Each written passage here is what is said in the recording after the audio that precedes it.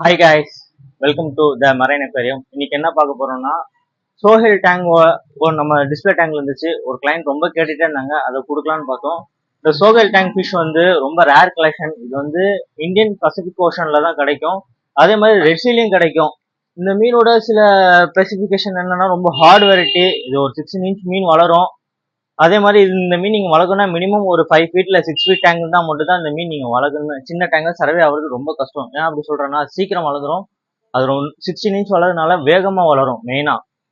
அதே மாதிரி இது வந்து மேல இருக்க அந்த டெய்லுக்கு மேல பாத்தீங்கன்னா ஒரு 9 முள் இருக்கும்.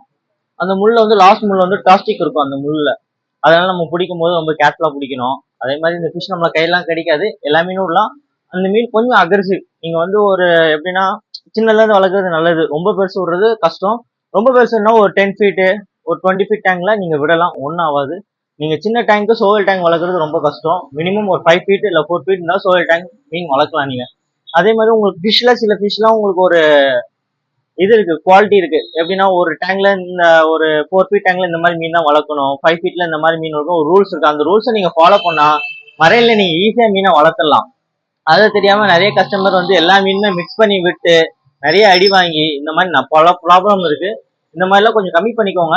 உங்களுக்கு அதே மாதிரி உங்களுக்கு இந்த மாதிரி ஃபிஷ்ஷோட வீடியோ இல்லை வேற என்னாச்சும் வேணும்னா மரைன் அக்வேரியம்க்கு கமெண்ட் பண்ணுங்க. உங்களுக்கு வந்து தேவையான வீடியோ நாங்கள் எடுத்து போடுவோம். இல்லை உங்க ஃபிஷ்ஷோட ஃபியூச்சர் என்ன லைஃப் டைமு என்னோட உங்களுக்கு அந்த ஃபிஷ்ஷோட வந்து ஓகே கைஸ், கடைசியில் இந்த மீன் நம்ம பேக் பண்ண போறோம். பேக் பண்ணிட்டு கிளைண்ட் வீட்டில் விடுற வீடியோ கண்டிப்பா பாருங்க.